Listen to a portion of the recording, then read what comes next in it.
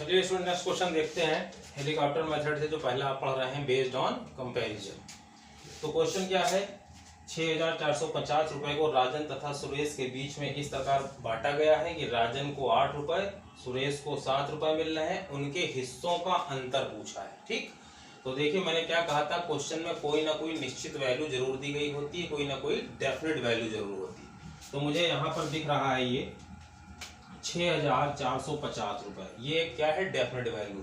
इतने पैसों को ही बांटना है किसमें, राजन और सुरेश में, यानी ये कुल वैल्यू है। तो मैंने क्या बताया था फॉर्मूला हेलीकॉप्टर से, डेफिनेट वैल्यू और इसी का कंपैरिजन करना है रेशियो में, किसमें, रेशियो में, और जो निकालना है उससे मल्टीप्लाई, यानी जो निकालना है, जो फाइंड करना है उससे मल्टीप्लाई।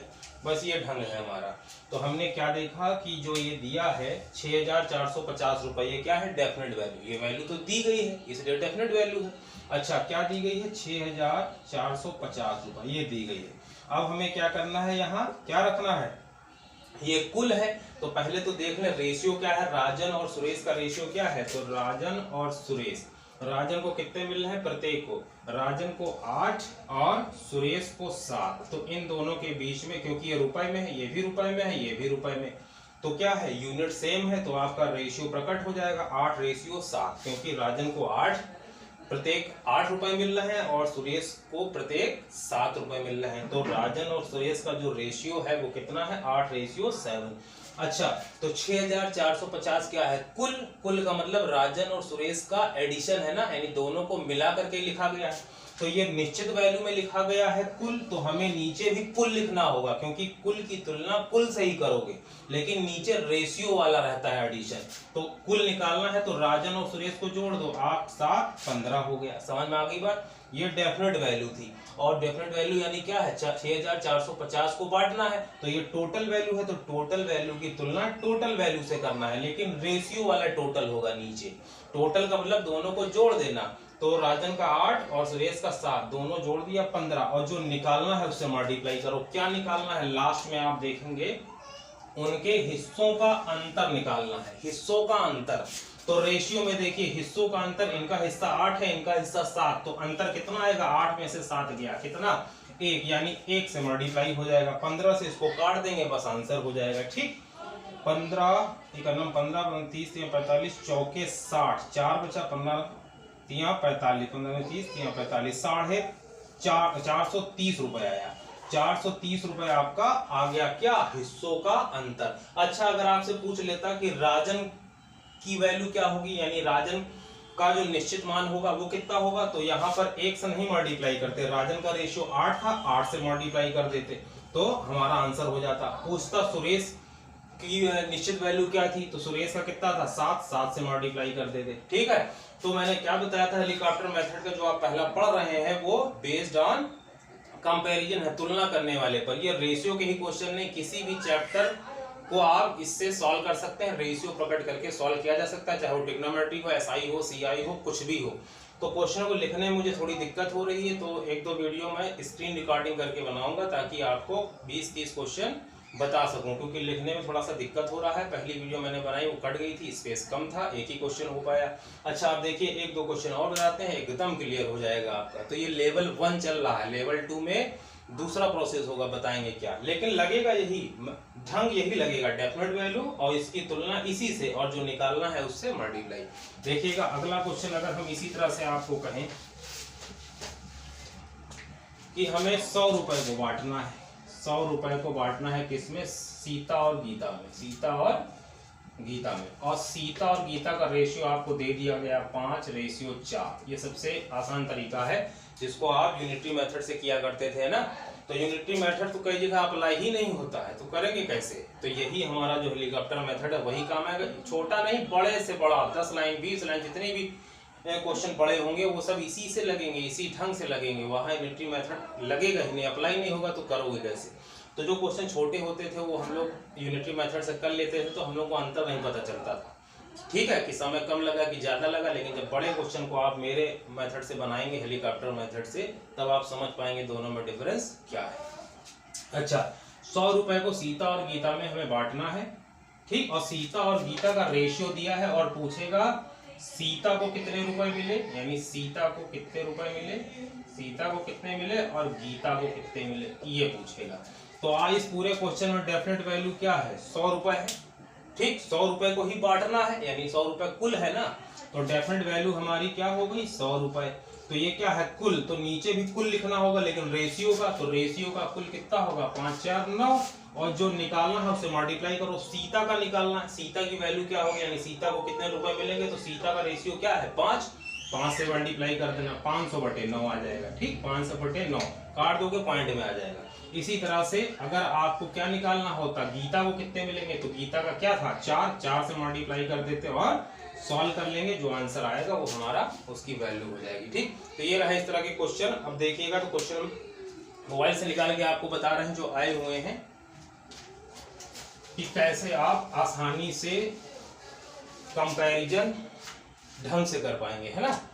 लेकिन अब जो क्वेश्चन होगा वो थोड़ा दूसरे लेवल का होगा, उसमें यूज होगा का या के या की या फिर से, इनका यूज होगा, इन वर्ड का के, की, से।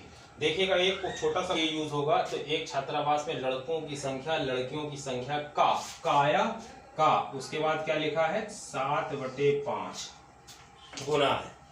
तो ये जो का लगा है, आपको देखना क्या है, ये जो का लगा है वो किसके साथ लगा है, लड़कों के साथ या लड़कियों के साथ, तो का किसके साथ लगा है, लड़कियों के साथ।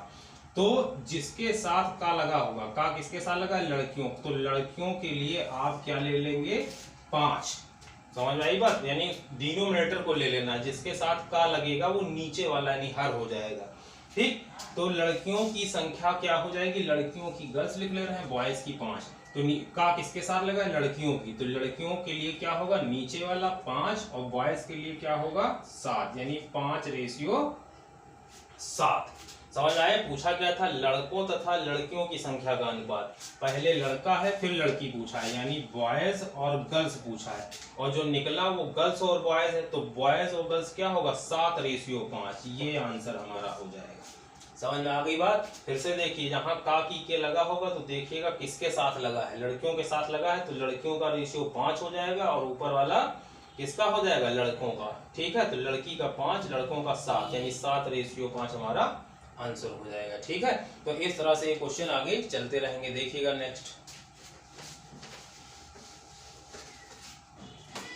किसी क्रिकेट मैच देखने वाले दर्शकों का 1/6 भाग, तो देखिए का आया, का किसके साथ है, किसी क्रिकेट मैच देखने वालों का जो लगा है, थोड़ा पीछे आइएगा, का किसके साथ लगा है, देखने वाले दर्शक।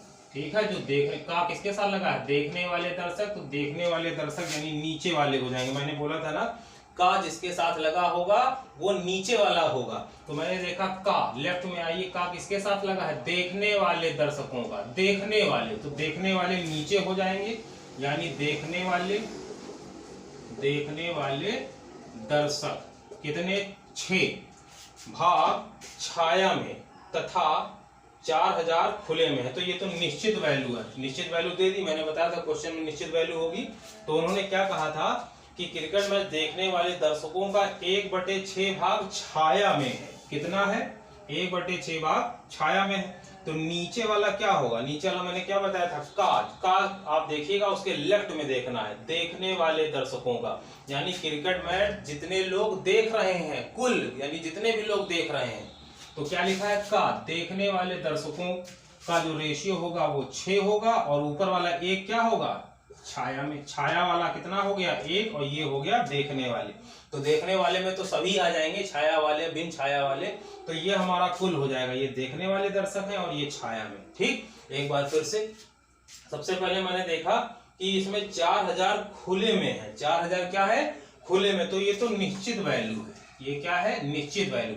नीचे हमें क्या लिखना है, इसकी तुलना इसी से करना है, कंपैरिजन करना है रेशियो वाले को, और जो निकालना है वो यहाँ पर लिख देना है। ठीक, तो चलिए हमने फिर देखा कि का लगा है, का किसके साथ लगा है, जो देखने वाले दर्शक हैं, तो देखने वाले दर्शक कितने हो जाएंगे 6, और ऊपर वाला जो बचा 1 वो किसके लिए होगा छाया में, तो छाया वाले के लिए ये हो जाएगा, और देखने वाले के लिए ये हो जाएगा, देखने वाले यानी कुल, तो ये छाया में है, लेकिन हमें जो 4000 दिया है वो खुला दिया है, 4000 खुले में है, यानी वो खुले में बैठे हैं। और हमारे पास क्या खुले वाले हैं? नहीं, हमारे पास कुल देखने वाले हैं 6, यानी जितने लोग भी देख रहे हैं, कुल लोग कितने देख रहे हैं? 6। और छाया में कितने हैं? 1। तो कुल में से छाया वाले माइनस कर दो तो खुले वाले आ जाएंगे, है ना।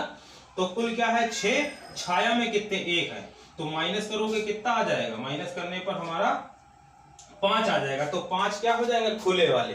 तो यहाँ पर जब आप क्या करोगे, ये खुले वाले थे, यानी खुले वाले निश्चित वैल्यू खुली है, तो नीचे खुले वाले कितने हो गए? 5। और निकालना क्या है आपको? कुल दर्शक। बताओ कुल दर्शक का रेशियो कितना है? 6। 6 से मल्टीप्लाई कर देंगे, 5 8 40, 800 गुणे 6, 8 4800।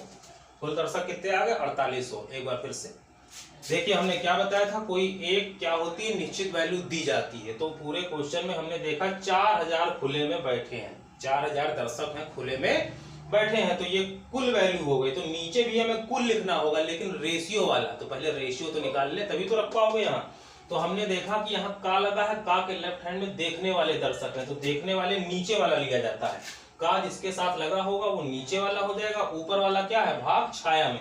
तो छाया में बैठे हैं 1 और कुल देखने वाले हैं 6। तो छाया वाले माइनस कर दो कुल में, तो ये क्या आ जाएगा? खुले वाले।